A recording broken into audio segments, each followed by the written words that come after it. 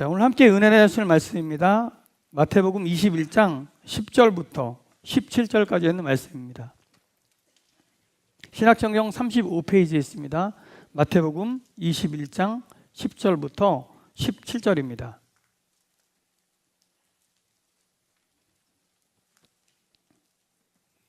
봉독해 드리겠습니다. 예수께서 예루살렘에 들어가시니 온 성이 소동하여 이르되 이는 누구냐 하거늘 무리가 이르되 갈릴리 나사렛에서 나온 선지자 예수라 하니라. 예수께서 성전에 들어가사 성전 안에서 매매하는 모든 사람들을 내쫓으시며 돈 바꾸는 사람들의 상과 비둘기 파는 사람들의 의자를 둘러 엎으시고 그들에게 이르시되 기록된 바 내 집은 기도하는 집이라 일컬음을 받으리라 하였거늘 너희는 강도의 소굴을 만드는도다 하시니라. 맹인과 저는 자들이 성전에서 예수께 나아오매 고쳐주시니 대제사장들과 서기관들이 예수께서 하시는 이상한 일과 또 성전에서 소리질러 호산나 다윗의 자손이여 하는 어린이들을 보고 노하여 예수께 말하되 그들이 하는 말을 듣느냐. 예수께서 이르시되 그렇다. 어린아이와 젖먹이들의 입에서 나오는 찬미를 온전하게 하셨나이다 함을 너희가 읽어본 일이 없느냐 하시고 그들을 떠나 성 밖으로 베다니에 가서 거기서 유하시니라. 아멘.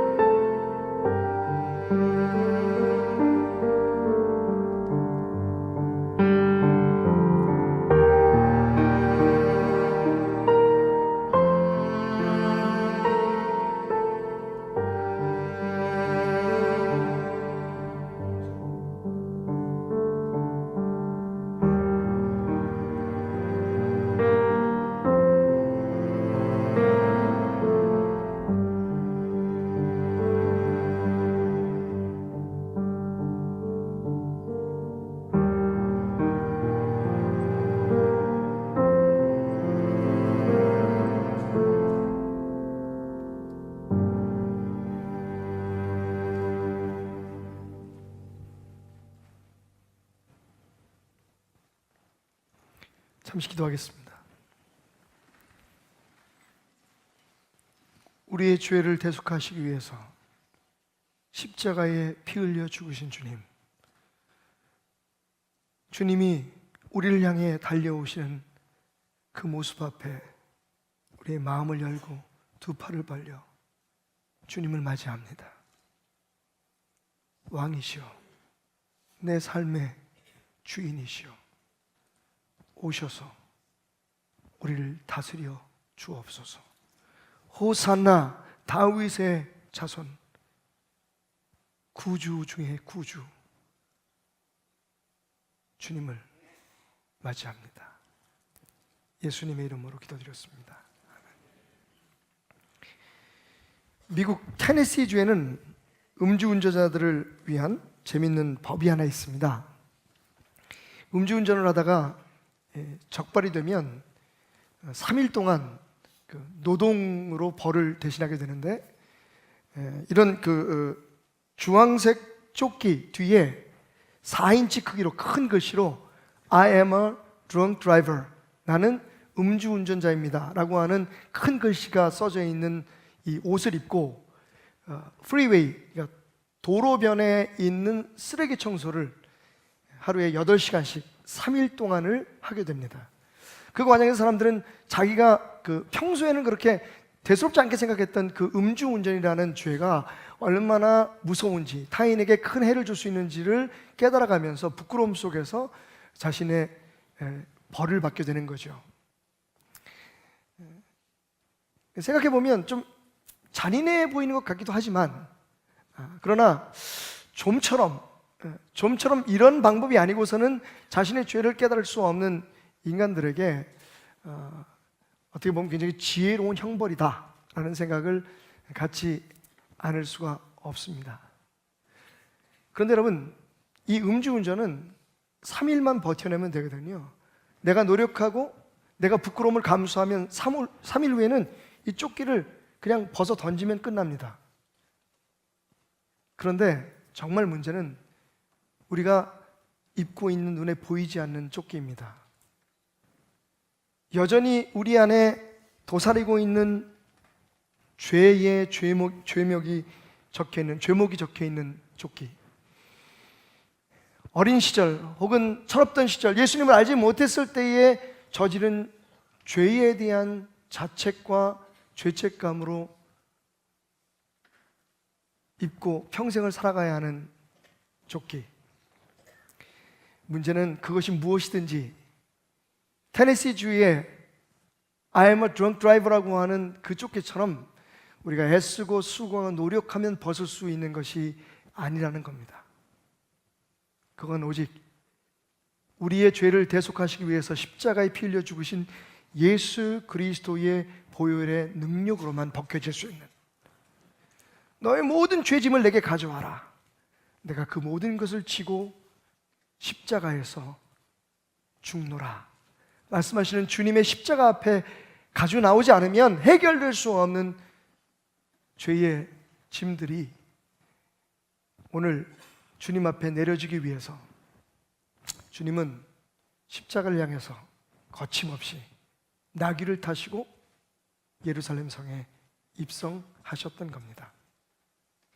자, 그렇다면 이 2000여 년 전의 종려주일이 우리에게 2018년 오늘 우리에게 도대체 어떤 의미가 있을까? 그렇게 우리를 위해서 십자가에 죽기 위해서, 아니 더 크게 말하면 전 인류의 죄를 대속하시기 위해서 십자가에 피 흘려 죽기 위해 십자가를 향해서 입성하셨던 그날, 우리는 그날을 기념하는 것으로 이 종려주일을 맞이해야만 할까요? 그렇지 않습니다. 이 종려주일에는 2000년, 아니 앞으로도 지속적으로 이어져야 할 영적인 교훈이 있습니다. 오늘 그 교훈을 여러분과 잠시 나누려고 합니다. 그것은 바로 찾아오신 예수님을 성전인 우리 안에 모셔드려야 한다는 겁니다. 한번 따라해 볼까요? 찾아오신 예수님을 성전인 내 안에 모셔드리는 날, 바로 그날이 종려주일입니다. 말씀을 읽다가 보면 마태는 예수님께서 그렇게 예루살렘에 들어오시자마자 바로 성전으로 향하셨다, 성전에 가셨다 말합니다. 그 예루살렘 성전에 들어가셨을 때 일어난 여러 가지 사건들이 바로 오늘 우리가 함께 읽었던 말씀이죠. 그런데 같은 사건을 다루고 있는 누가는 바로 그 성전에 방문하신 사건이 바로 예수님께서 입성하신 다음 날 일어났다고 말하고 있습니다. 중요한 건 그것이 당일이었든 그 다음 날이었든 시간이 중요한 게 아니라 예수님께서 예루살렘 성전에 들어가셔서 제일 먼저 하신 것이 뭐냐? 예루살렘 성에 들어가셔서 제일 먼저 하신 것이 바로 하나님을 예배하는 성전으로 직행하셨다는 겁니다. 가장 중요한 일이었기 때문입니다. 자, 그런데 성경은, 특히 사도 바울은 고린도서 3장 16절과 17절에서 이렇게 말합니다. 너희가 하나님의 성전인 것과, 우리가 누구라고요? 우리가 무엇이라고요? 하나님의 성전이라고 말하고 있습니다. 하나님의 성령이 너희 안에 계시는 것을 알지 못하느냐? 여러분, 예수님께서 종려주일에 예루살렘에 들어가셔서 가장 먼저 하신 것이 성전을 방문하신 겁니다. 거기서 할 일이 있었기 때문이죠. 그런데 성경은 저와 여러분이 성전이라고 말합니다. 그렇다면 오늘 이 종려주일에 오신 예수님을 우리는 우리 마음, 우리의 삶, 곧 하나님의 성전인 우리 안에 모셔드림으로 기념하는 것이 맞습니다.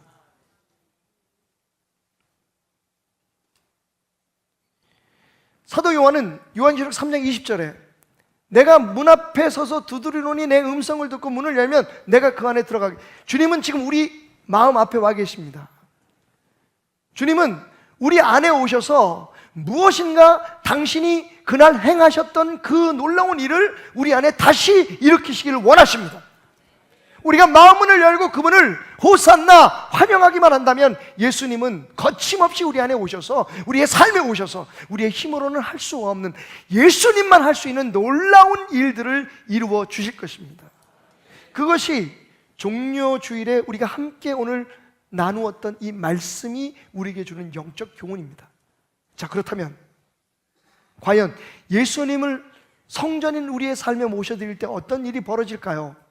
그날 종려주일에 일어났던 일들을 여러분 주의 깊게 관찰하십시오. 첫 번째, 예수님께서 우리 안에 오시면, 성전인 우리 안에 예수님을 모시게 되면 주님께서 우리를 정결케 하시는 역사를 이루어 주십니다. 아멘. 예수님께서 성전에 들어가셔서 제일 먼저 하신 것이 성전 안에서 매매하는 모든 사람들을 내쫓으셨습니다. 그 시대의 성전은 어느새 장사꾼들의 소굴이 되어버렸어요. 시장이 되어버렸습니다. 하나님을 예배하는 것, 예수님의 말씀을 그대로 인용하자면 기도하는 집, 하나님을 예배하는 집이 장사를 하는 사람들, 삶의 이익을 얻고 수익을 얻으려고 하는 욕심 가득한 사람들의 장사판이 되어버렸다는 겁니다. 예수님께서 이렇게 진노하신 적이 없습니다. 예수님께서 이렇게 화를 내시며 행동하신 적이 없습니다. 그들을 다 내쫓으셨습니다. 그리고 그들의 좌판을, 그들의 상을 뒤집어 엎으셨습니다. 뿐만 아니라 거기에는 환전을 해주는, 돈을 바꿔주는 사람들이 있었는데 그 사람들의 돈바구니를 뒤집어 엎으셨습니다.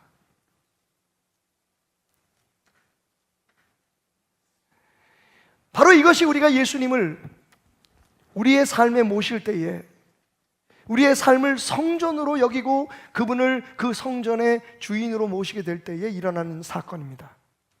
말씀드렸듯이 우리는 우리의 힘으로 해결할 수 없는 많은 죄목들과 죄책감이라고 하는 제목들이 기록되어 있는 조끼를 입고 삽니다. 제가 입고 있는 이 멋지고 괜찮아 보이는 양복 속에, 그리고 오늘 여러분들이 나름 교회에 오신다고 잘 갖춰 입고 오신 그 옷 속에, 그리고 성가대원들이 입고 있는 저 거룩한 가운 속에도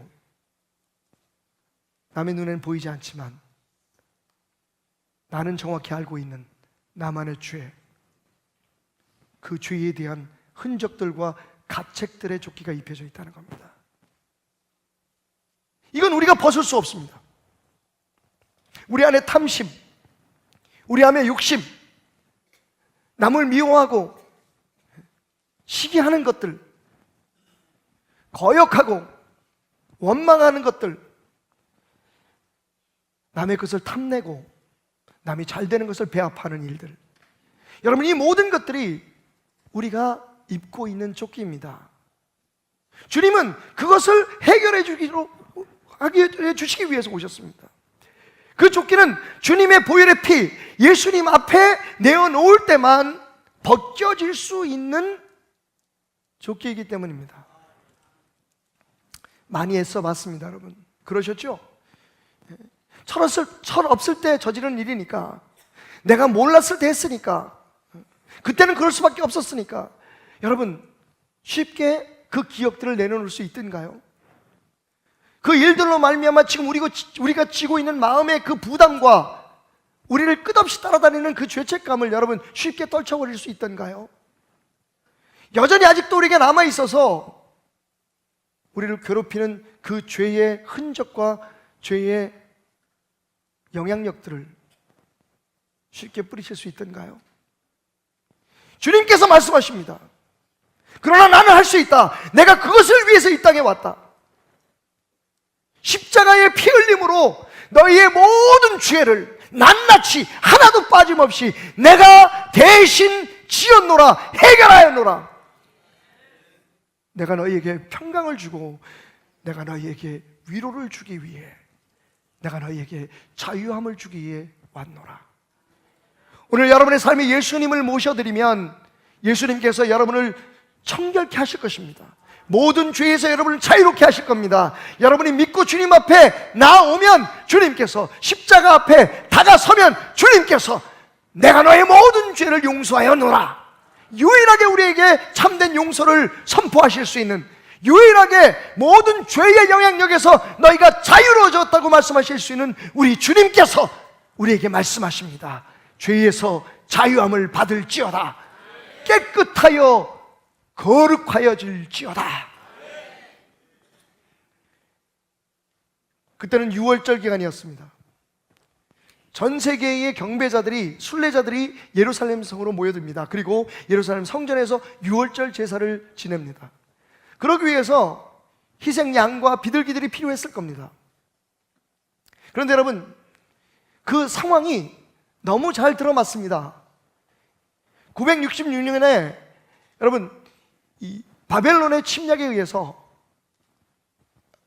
966년 BC 966년에 솔로몬이 처음 성전을 짓죠. 그 성전이 586년에 바벨론의 침략에 의해서 무너집니다. 솔로몬 성전은 586년에 무너져 버리고 말죠. 그리고 50년이 지난 때부터 이스라엘 백성들이 다시 예루살렘에 들어온 70년, 그 이후에 다시 수룹바벨이라고 하는 사람에 의해서, 총독에 의해서 성전이 복원되기 시작하죠. 그리고는 500년 동안 그 성전이 유지됩니다. 그런데 많은 것이 부족하고, 그리고 오랜 세월을 지나다 보니까 낡은 것이 있었죠. 헤롯이 왕이 됩니다. 예수님 당시에 헤롯은 분봉왕입니다. 다시 말하면 백성들의 지지를 받아서 왕이 된 사람이 아니라 로마의 점령군들이 네가 왕해 라고 세우는 사람이라는 거죠. 인정한 사람입니다. 그러다 보니까 자기 백성들에게 지지를 받기 위해서 뭘 생각했냐면 성전을 복원해야겠다, 부족한 부분을 보수해야겠다. 그래서 46년 동안, 예수님이 계실 때 46년 동안 헤롯 성전이라고 이름 붙여진 성전이 보수 공사를 시작합니다. 무려 46년이 걸렸어요. 그 당시에 얼마나 돈이 많이 필요했겠습니까? 그 당시에 얼마나 많은 물자가 필요했겠어요. 그러다 보니까 성전에서 장사를 하기 시작합니다. 편의를 봐주는 거죠. 사실 생각해보면 제사를 지내려면 양이 있어야 되고 비둘기가 있어야 되니까 양과 비둘기를 파는 사람들을 성전 안으로 끌어들입니다. 물론 그리고 아마 성전 사용료를 받았겠죠. 그런데 사람들이 모여서 돈이 오고 가는 데는 항상 있는 문제가 생깁니다. 뭐냐 하면 좋은 자리에 앉아야 되잖아요. 제일 목이 좋은 자리에서 장사를 해야 되면 대제사장이나 성전을 관리하는 사람들과 거래를 시작하는 겁니다. 멀리에서 여행 온 사람들이 제사를 드리려고 왔는데 양 끌고 비둘기 가지고 올 수 없잖아요. 그러다 보니까 비싼 값에 비둘기를 사고 양을 사야 했습니다. 값이 한 10배 정도 뛰어 올랐다고 합니다. 그 계절에는. 게다가 돈이 필요했습니다. 왜냐면 헌금을 해야 되는데, 여러분 하나님 앞에 드려지는 헌금은 반드시 유대 화폐로 드려져야 됩니다. 유대인의 돈으로 드려져야 돼요. 그러니까 외국에서 온 사람들이나 많은 사람들이 돈을 바꿔야 되잖아요. 여러분 대목입니다. 환율이 올라갑니다. 심지어는 20배에서 30배까지 환율이 올라간 적도 있었다고 얘기합니다. 거기서 남은 이익, 왜 그 사람들이 그렇게 돈을 많이 받아야 합니까? 그 중에 일부를 교회에 세금으로 바쳐야 될 뿐만 아니라 사용료로 바쳐야 될 뿐만 아니라 일부는 대제사장이나 교회에 관리하는 사람들에게 뒷돈으로 공급해야 했기 때문입니다. 그러다 보니까 더 돈에 욕심이 생기고 성전은 완전히 시장 바닥이 되어버리고 맙니다. 예수님은 분노하셨습니다. 2000년이 지난 오늘 우리의 성전을 봅니다. 눈에 보이는 교회들과 그리고 우리 자신들의 마음. 만약 주님이 다시 오신다면 진노하지 않으실까요? 우리의 입으로 말하기는 부끄럽지만 아니, 오히려 우리의 입이니까 할 수 있는 말이 있습니다. 지금 교회가 교회입니까? 물론 여러 가지 이유가 있지만 돈을 주고 직분을 산다는 이야기들이 들려오고 있는 교회가 교회입니까? 하나님의 사람을 세우는 것이 목적이 아니라 자신의 이름을 날리고 은퇴 후에 살아갈 길을 마련하기 위해서 무리하게 축제하는 사람들이 주의 종 맞습니까? 성도들은 자기 교회의 지도자들이 어떤 교단이나 혹은 사회적인 어떤 단체의 회장이 되고 장이 되는 것을 원해서 10억씩 20억씩 돈을 모아서 그 사람이 출세하고 이름을 날리는 것에 투자하는 그 교회가 교회입니까? 그러면서 우리는 뭘 생각합니까? 그렇게 하면 우리가 복을 받는다고 생각합니다. 주의 종을 그렇게 섬기고 어떤 대가를 지불하고 내가 교회 안에서 어떤 일을 하면 하나님이 나를 더 예쁘게 보시고 그보다 더 많은 돈으로 나에게 축복하실 것이라고 기대합니다. 여러분, 이곳이 장사판이 아니고 뭐겠습니까? 제 아내가 매 주일 아침 교회를 향해 둘이 조용한 시간을 갖고 올 때마다 부탁하는 두 가지가 있어요. 하나는 여보, 설교 짧게 하세요. 두 번째는 여러분이 웃으시면 진짜인 줄 알잖아요. 진짜 짧게 해야 될 것 같은 분위기가. 두 번째는 여보, 다른 교회 다른 목사님 얘기하지 마세요. 오늘 저는 그 두 가지 약속을 다 지키지 못할 것 같습니다.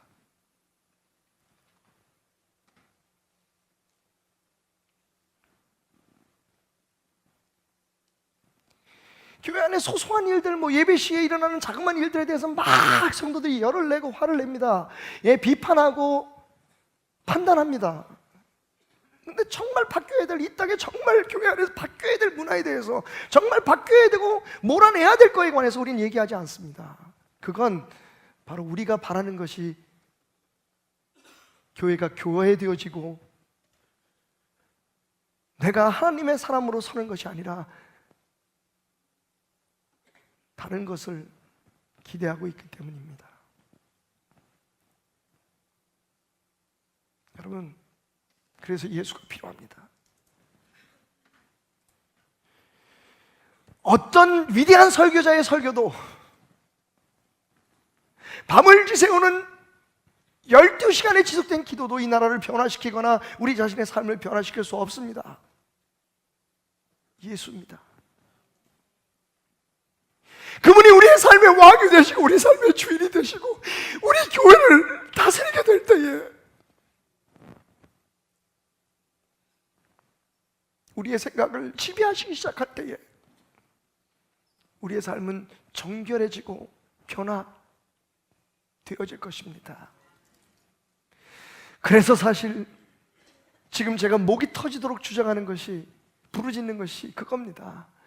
여러분, 무엇을 해서 주님 앞에 잘 보이고 복 받으려고 하지 말고 예수를 그 삶에 모셔드리십시오.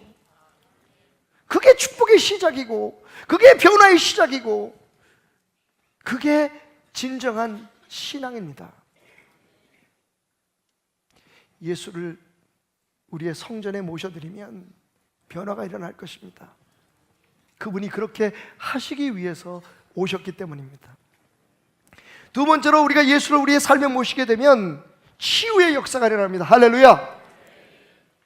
예수님께서 그렇게 장사치를 몰아내시고 환전하는 사람들의 상을 엎으신 후에 하신 일은 14절 말씀, 맹인과 저는 자들이 성전에서 예수께 나옴에 고쳐주시니라. 할렐루야. 여러분, 예수님은요 평생 십자가의 부담을 안고 사셨습니다. 요한복음을 조심스럽게 읽다가 보면 여러분 이런 구절이 있어요. 내가 받을 세례를 생각하면 내가 답답하지 않았겠느냐. 여러분, 예수님은요 십자가를 지시기 일주일 전에 십자가의 고통을 깨달으신 게 아니에요. 예수님은요 한 달 전에 내가 어떤 죽음을 맞이하게 될 것이라는 것을 아신 것이 아닙니다. 평생 예수님은 십자가의 고통을 마음에 안고 사셨습니다. 그게 예수님이 말씀하시는 받을 세례요, 그리고 그것으로 인하여 답답했음을 말합니다. 겟세마네 동산의 기도는요 그냥 어느 순간 갑자기 답답해서 드린 기도가 아니란 말입니다.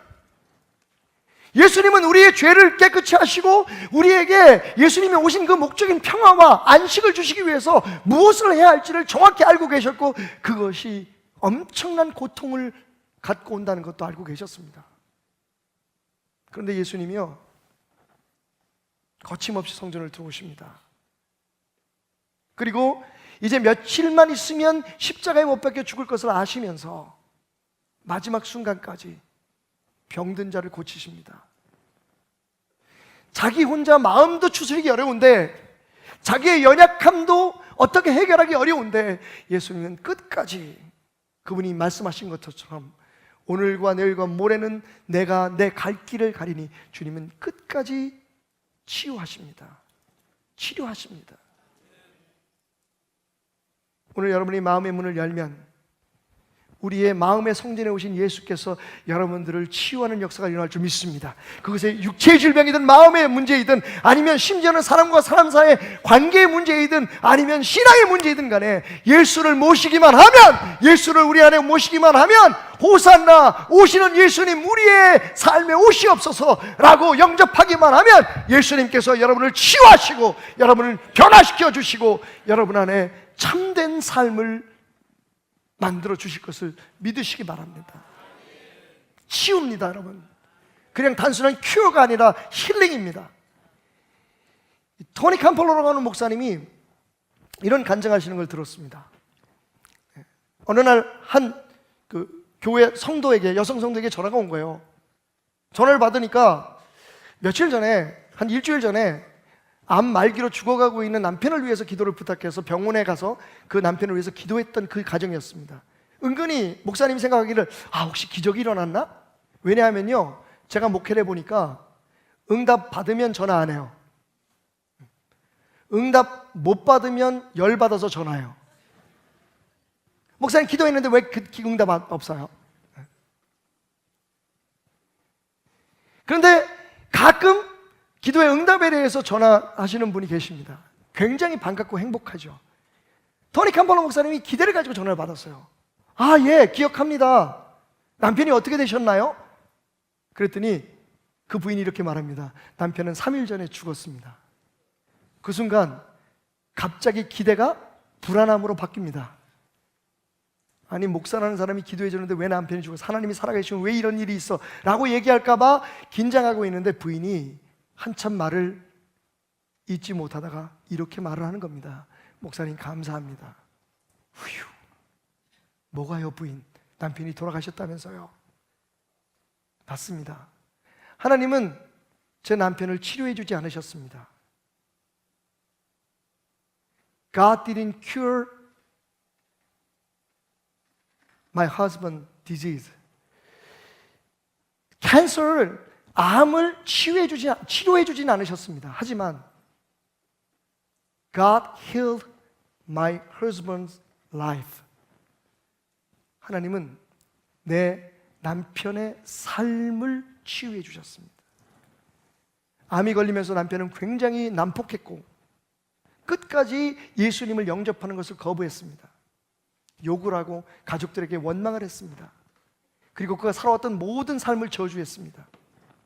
그런데 목사님이 오셔서 기도를 하고 가신 후에 제 남편이 천사처럼 변했습니다. 아이들에게 찬양을 불러달라고 하고, 심지어는 내가 혹시 하나님이 나를 치유해 주셔서 살아나면 내가 당신 손잡고 교회 갈게 라고 고백까지 하고 예수님을 영접했습니다. 목사님, 제 남편을 치유해 주신 하나님께 감사합니다. 그리고 기도해 주신 목사님께 감사하려고 전화했습니다. 여러분, 저는요, 교회가 그래서 그런지 우리 교회의 상황상 몸에 치료받고 죽을 병에서 나음받고 그리고 타락하고 배신하는 사람을 참 많이 봤습니다. 죄송합니다. 제 간증입니다. 진짜 우리에게 필요한 건 그냥 육체의 질병이 치료받고 우리의 삶의 상처가 해결되는 게 아닙니다. 진짜는요, 우리의 삶이 주님 모신 천국이 되는 겁니다. 그걸 우리는 치유라고 말합니다. 힐링. 우리가 보통 힐링 얘기하는데 진정한 힐링이 바로 예수 그리스도를 통해 우리에게 온 날이 바로 오늘인 것을 믿으시기 바랍니다. 예수님께서 성전에 들어가셔서 거기에는 수많은 환자들의 병을 고치시고 앞 못 보는 사람의 눈을 뜨게 하시고, 할렐루야, 예수를 모시면 예수님이 우리 안에 그 치유의 역사를 이루십니다. 그냥 몸이 좀 치료되고 우리의 삶의 문제가 그냥 해결되는 것을 끝나는 것이 아니라 우리의 마음이 천국이 돼서 폭풍 속에서도 노래하고 비바람 속에서도 춤을 출 수 있는, 이 땅을 살아가지만 수많은 문제에서 피할 수 없지만 여전히 아픔과 고통을 안고 살아갈 수밖에 없지만 하나님을 찬양하고 예배할 수 있는 사람으로 하나님께서 치유해 주시는 역사가 있을 줄 믿습니다. 예수님을 영접해야 될 이유가 거기 있는 겁니다. 당신의 마음 성전의 말입니다. 마지막 세 번째로, 예수를 모시면 회복의 역사가 일어납니다. 할렐루야! 회복입니다, 여러분. 사실 예수님이 장사하는 사람들한테 화가 났어요. 기도의 집이 되고 예배해야 될 하나님의 집에서 돈 계산하고 자기 명예 이야기하고 높아지려고 하고 교회 안에서 인정받으려고 하고 내가 잘했다는 칭찬받으려고 막 서로 아기다툼을 하는 경쟁적인 그런 정글의 법칙을 그대로 실천하고 있는 그 사람들에 대해서 예수님은 화를 내셨습니다. 여러분, 여기서 잠깐 종려주일의 정신을 한마디로 말하면, 종려주일을 한마디로 서머라이즈하면 목사님 뭐라고 말씀하시겠습니까? 라고 내게 묻는다면 저는 이렇게 얘기하고 싶어요. 기독교는 다르다. 다른 거 아닙니다, 여러분. 종려주일의 메시지는 기독교는 다르다예요. 아까 여러분들이 보신 영상처럼 세상이 기대했던 그 승리 장군, 세상에 오는 절대 권한을 가지고 있는 왕과 다른 모습으로 예수님이 오셨습니다. 예수님이요, 왕들과 똑같이 오셨어요, 방법은. 그런데 타고 온 게 달랐어요. 왕들은 큰 말을 타고 황금 마차를 타고 입장했지만 예수님은요, 뭘 타고 오셨습니까? 어린 나귀 콜트를 타고 오셨어요. 사실 예수님의 인생에서 이만큼 주목을 받았을 때가 없습니다. 여러분, 왜 그 종려주일에 그렇게 많은 사람들이 모였을까요? 거긴 비밀이 있습니다. 바로 얼마 전에 무슨 사건이 있었냐면 예수님께서 죽은 나사로를 살리셨어요. 베단이라는 마을은 예루살렘에서 멀리 떨어져 있지 않습니다. 그 소문은 예루살렘을 중심으로 해서 모든 지역에 퍼져나갔고, 여러분, 죽은 사람을 살렸으면 끝난 거죠. 그것도 3일 동안 썩어서 냄새나는 사람을 돌무덤에서 꺼내내서 살아서 예수님 곁에 함께 걸어오게 하셨으니 그것을 구경하고 그런 예수님을 메시아로 모시기 위해서 온 세상 사람들이 다 모이는 건 당연하겠죠. 그런데 여러분, 그 주목받는 그 현장에서 예수님은 정말로 바보스러운 퍼포먼스를 하십니다. 뒤뚱거리는 나귀를 타고 들어오시는 거예요. 할렐루야. 사람들은 잠시 혼란에 빠졌을 겁니다. 아니, 저 뭐 하는 짓이지? 저 사람이 우리가 기다리는 그 왕이야? 예수님은 즐기고 계십니다. 내가 지금 너에게 보여주고 있는 것은, 이 사람들아, 하나님의 나라는 너희가 꿈꾸는 세상과 다르다. 여러분, 교회는 세상과 달라야 합니다. 그렇게 오신 예수님이 솔직히 이 사람들이 마음에 들지 않았던 거예요. 그래서 예수님은 장사하는 사람들에게 화를 내시고 교회를, 기도하는 곳을, 하나님을 예배하는 곳을 더럽힌, 예수를 믿으면서 하나님 앞에 예배한다고 매일 나오면서 여전히 마음속에는 그냥 오합지졸 쓰레기 같은 생각들로 가득 차 있는 우리들의 마음을 보면 화를 내셨는데, 그 당시에 예수님 때문에 불이익을 당하고 있다고 생각했던 대제사장들은요, 뭐에 화가 났을까요? 예수님이 하신 이상한 일에 화가 났다 그랬어요. 그리고 두 번째는 뭐가 화가 났냐면 애들이 예수님 앞에 춤을 추며 찬양하는 걸로 보고 화가 났어요. 세 가지 때문에 화가 났을 것 같아요. 첫째, 돈줄이 끊겼잖아요, 예수님 때문에. 여러분, 제사장들 알고 있었어요. 그건 옳지 않은 일이라는 걸. 하지만 끊을 수가 없었어요. 왜냐하면 돈을 벌 수 있으니까. 여러분, 대한민국의 모든 교회, 세계의 모든 교회가 지금 우리가 잘못하고 있는 것이 무엇인지 알고 있습니다. 그런데 고치지 않아요. 교회가 잘못되고 하나님의 집이 무엇으로 사용되든 여러분, 나만 편하고 나만 돈 벌면 되는 거예요. 제사장들도 알고 있었습니다. 그런데 자신들이 알고 있는 것을 예수님이 가차없이 지적하신 겁니다. 기분이 나빴습니다. 많은 사람들이요, 누가 진짜 뭘 잘못해서 화가 나는 게 아니라 내가 잘못하고 있는 것을 정확히 지적하기 때문에 화가 날 때가 많아요. 너 잘났어 그래. 두 번째는 자신들이 고치지 못했던 병자들을 예수님이 고쳐주시는 것에 대해서 질투가 났을 겁니다. 왜냐하면 사람들은 그동안 그렇게 성전을 위해서 애쓰고 수고하고 봉사하고 헌신했던 자기들을 기억하는 것이 아니라 바로 예수를 기억하게 될 것이기 때문입니다. 세 번째는 아이들이었습니다. 아이들이 그 모습을 보면 너무 순수했어요. 여러분, 어른들은요, 겁이 나서 춤도 못 췄어요. 예수가 하는 게 통쾌했을 겁니다, 아마. 그 시대에 유대인들은요, 예수님이 상을 얻고 그 엄청난 환율을 이익을 취득하는 그 환율업자들, 그 사람들을 뒤집어 엎고 책망을 하고 여기가 하나님의 집인 것을 모르냐고 외칠 때에 아마 서민들, 가난한 예배자들은 너무 행복했을 거예요. 그런데 여러분, 성경은 그 사람들이 춤을 추고 예배했다는 말을 하나도 기록하고 있지 않습니다. 그냥 철없는 아이들, 순수한 아이들만 펄쩍펄쩍 뛰면서 눈앞에 일어난 기적으로 말미암아 예수님의 그 아름다운 행위들로 말미암아 춤을 추고 노래했다고 말합니다. 여러분, 제사장들은 그게 기분 나빴어요. 그렇지 않아도 예수가 마음에 안 드는데 그 예수를 찬양하고 하나님을 예배하는 모습이 싫었습니다. 그래서 화를 냈다고 말합니다. 그러면서 예수님은 말합니다. 그냥 보고만 있을 거요. 그때 예수님께서 하십니다. 이렇게 말씀하십니다. 시편 8편 2절에 나온 말씀으로 이렇게 말씀하십니다. 어린아이와 젖먹이의 입을 통해서 하나님을 예배하고 찬양함을 완전케 하실 것이다. 할렐루야. 여러분, 예수님은요, 장사하는 현장으로 변했던 성전을 기도하는 집으로 되돌려 놓으셨습니다. 인간의 욕심과 경쟁으로 가득 찼던 그곳을 하나님을 예배하는 곳으로 바꿔 놓으셨습니다.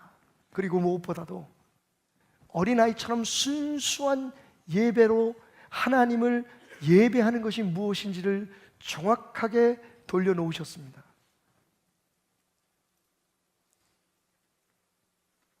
여러분 어떠십니까? 여러분의 예배가 그대로 걸림없이 하늘나라에 올라간다면 여러분의 예배는 하나님 앞에 부끄러움 없이 받아질까요? 우리의 예배는 어린아이처럼 회복돼야 됩니다. 이것저것 무슨 조건이 아니라 지금 우리가 하나님을 예배하러 왔잖아요. 여기는 뭘 받으러 온 게 아닙니다, 여러분. 여기 우리가 뭘 누리러 온 것이 아닙니다. 우리는 지금 하나님을 예배하러 왔습니다.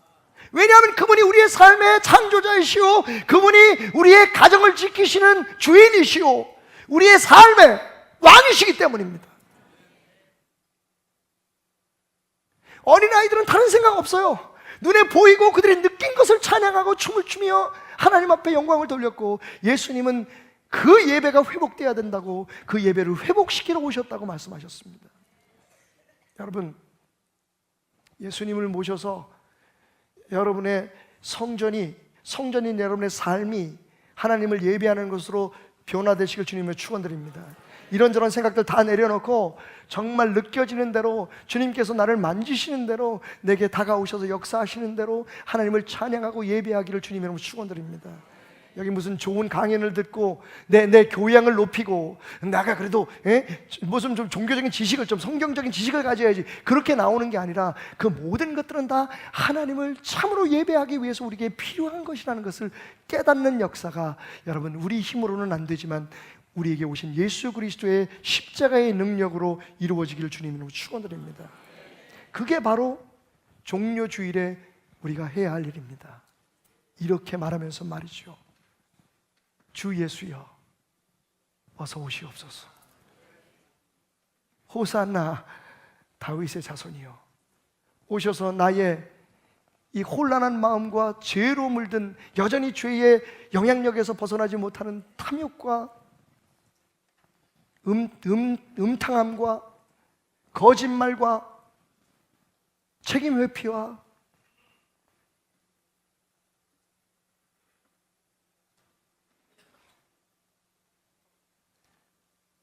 남을 시기하고 질투하는 이 모든 것에서 나를 정결케 하소서.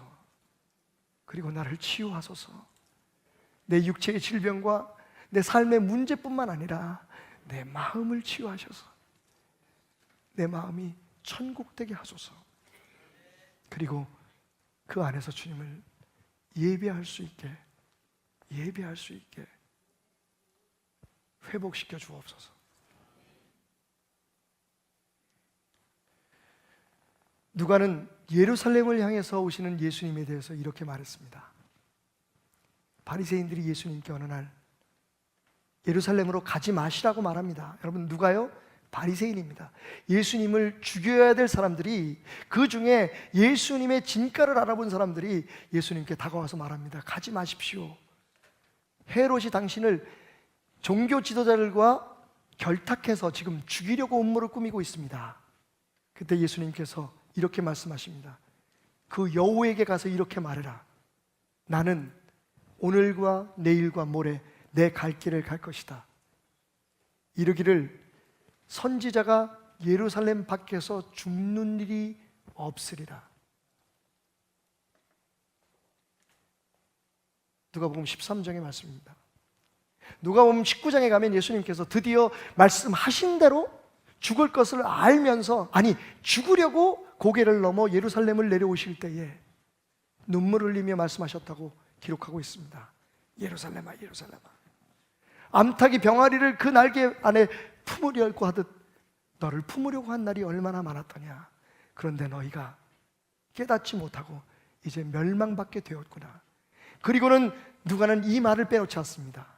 예루살렘을 향하여 앞서서 가시더라. 여러분, 예수님은요, 십자가를 향해서 조금도 망설임 없이, 주저함 없이 전진하셨습니다.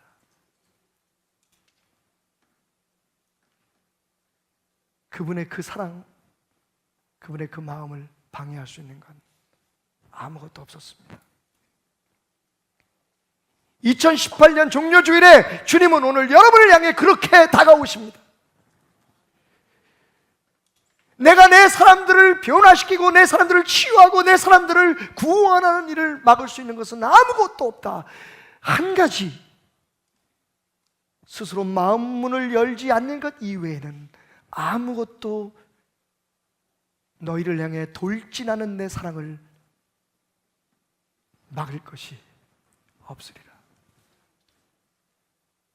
오늘 마음문을 여시고 원래 그분이 계셔야 할 그곳에, 여러분의 삶의 성전에 예수님을 모셔드리는 여러분이 되시기를 주님의 이름으로 축원합니다. 이렇게 찬양하면서 주님을 우리의 삶에 모시겠습니다. 오직 주의 은혜로 지금 여기 서 있네. 한없는 경배, 한없는 찬양, 내 영혼 예배 드리네.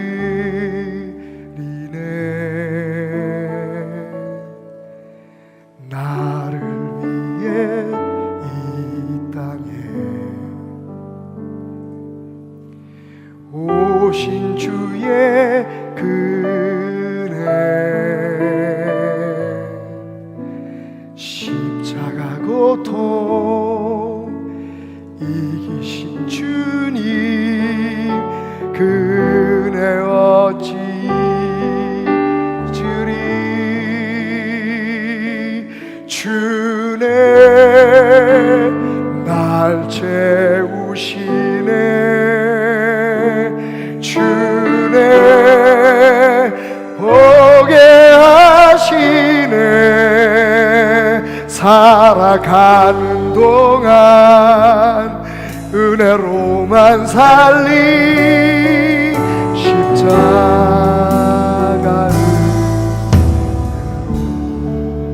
오늘 이 시간 여러분의 죄의 조끼를 여러분의 죄의 상처의 그 겉옷을 벗어서 주님의 십자가에 내려놓으시기 바랍니다.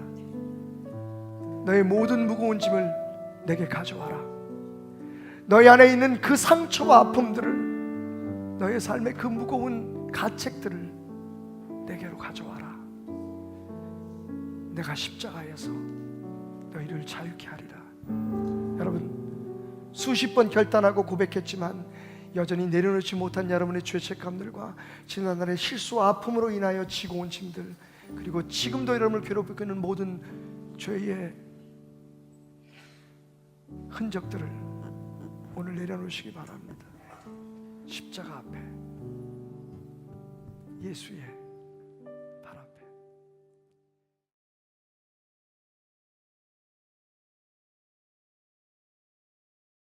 할렐루야. 우리 하나님께 영광의 박수로 이 시간 귀한 예배의 문을 활짝 열며 주님께 나아가기 원합니다.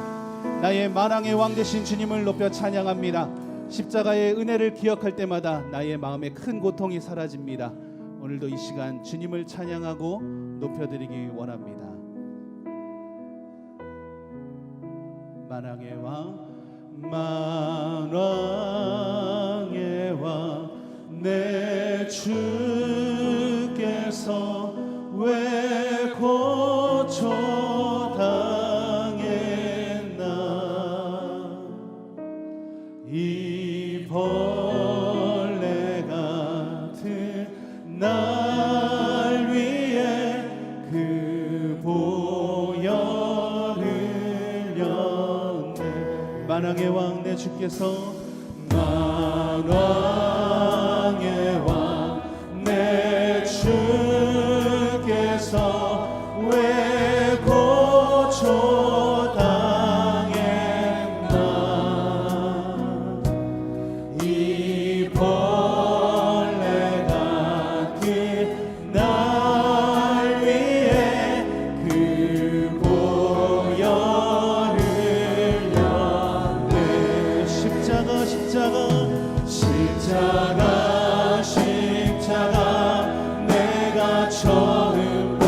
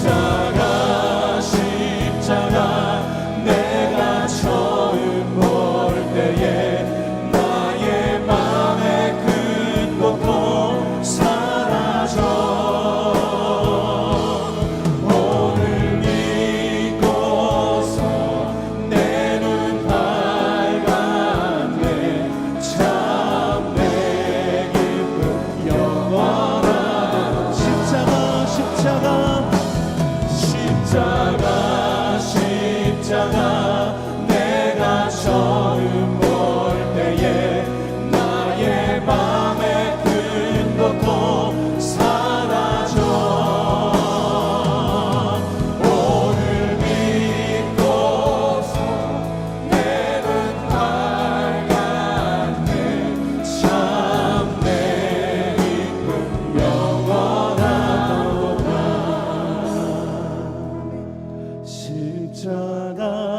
십자가 내가 처음 볼 때에 나의 맘에 큰 고통 사라져 오늘 믿고서 내 눈 밝았네 참 내 기쁨 영원하도다. 할렐루야. 주님께 박수로 영광 올려드립니다. 십자가 그 큰 은혜를 감사합니다. 나의 마음의 고통이 다 사라지게 하시는 그 십자가의 은혜를 감사합니다. 오늘도 십자가의 은혜를 감사하며 주님께 더 가까이 가는 귀한 은혜가 있기를 원합니다. 주님의 그 귀한 성소에 우리가 더욱더 한 발자국 더 가까이 가는 귀한 은혜가 있기를 원합니다. 우리 다 같이 일어나서 기쁜 마음으로 하나님께 박수하며 이 시간 찬양으로 계속해서 주님의 이름을 높여 찬양하겠습니다.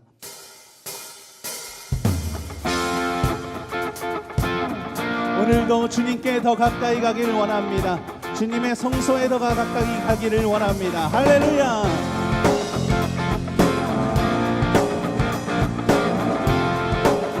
찬양합니다. 내 주님께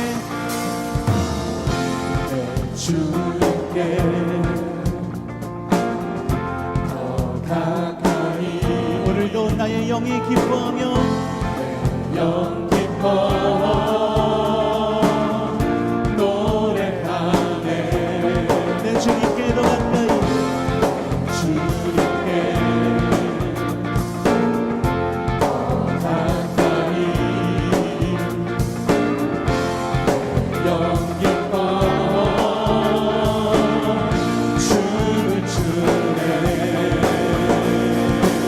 주님의 임재를 주님의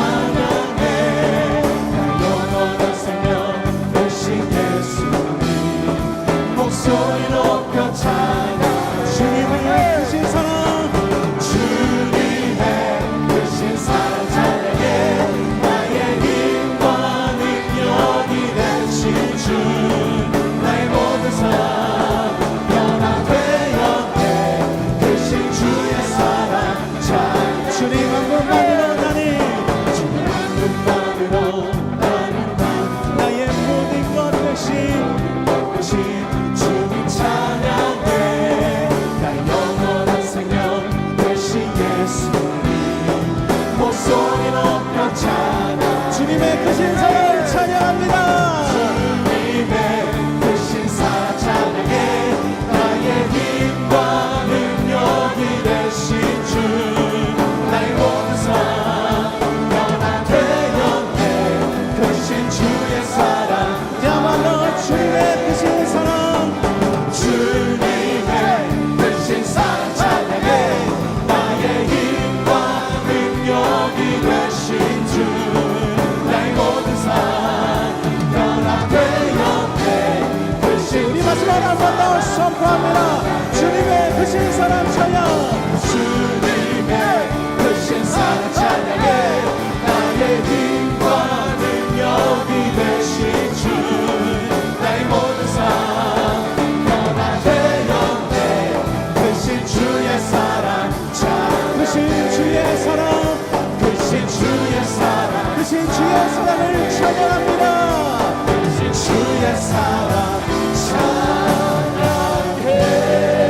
할렐루야. 주님의 크신 그 이름을 높여 찬양합니다. 주님의 크신 사랑을 찬양합니다. 주님 홀로 영광 받아 주시옵소서. 할렐루야. 아멘. 아멘.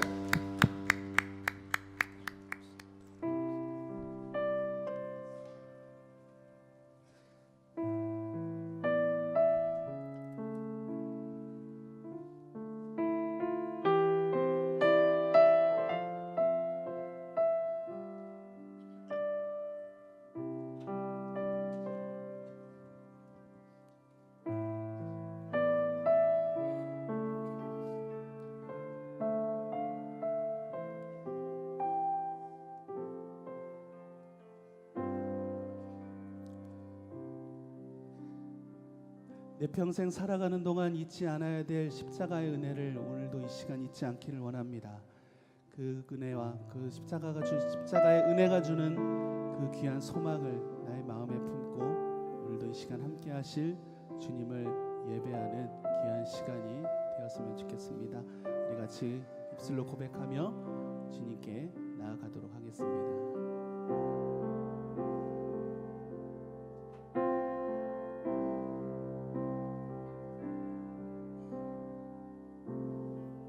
무엇이 변치 않아, 무엇이 변치 않아, 내 소망이 되며 무엇이 한결같아,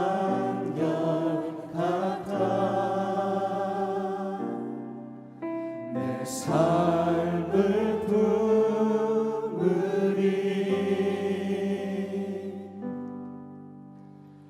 그늘 하나 만족해 해. 내 영이 쉬며 그 누굴 기다려.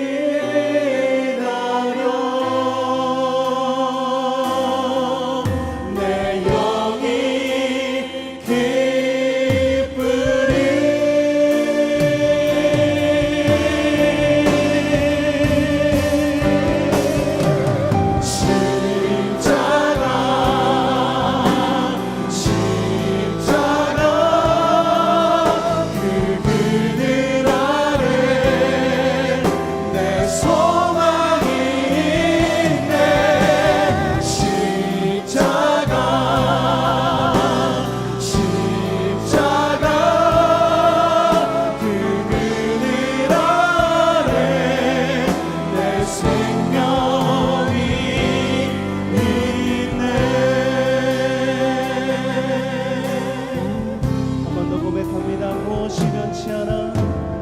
무엇이 변치 않아, 내 소망이 되며 내 소망이 되며 무엇이 한결같아,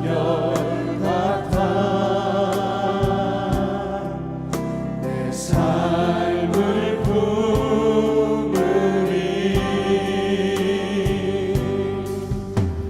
그 누가 좋게 해. 내 영이시며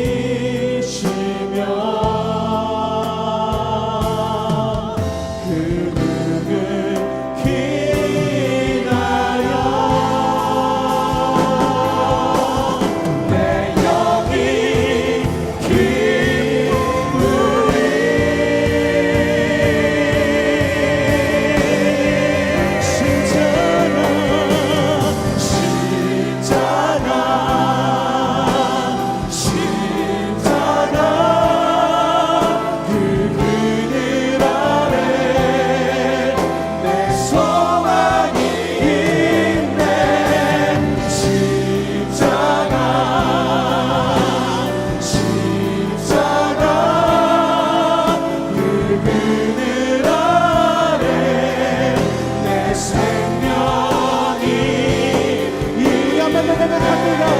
십자가 십자가 십자가 십자가 그 그늘 아래 내 소망이 있네. 십자가 십자가 그 그늘 아래 내 생명. 우리가 잊지 말아야 돼. 그 십자가의 은혜를 한 번 더 찬양합니다. 십자가 십자가 십자가 십자가 그 그늘 아래 내 소망이 있네. 십자가 십자가 그 그늘 아래 내 생명. 우리 마음을 한 번 더 정직한 마음을 담아 십자가의 은혜를 찬양합니다. 십자가 십자가 그 그늘 아래 내 소망이 있네. 십자가 십자가 그 그늘 아래 내 생명. 우리 마지막으로 한 번 더 십자가 십자가를 찬양합니다. 십자가 십자가 그 그늘 아래 내 소망이 있네. 십자가 십자가 그 그늘 아래 내 생명이 있네. 할렐루야. 주님께 박수로 영광 올려드립니다. 오늘도 이 시간 이곳에 함께 하실 주님, 십자가의 은혜를 하나님 내가 잊지 않겠습니다. 주님 감사합니다.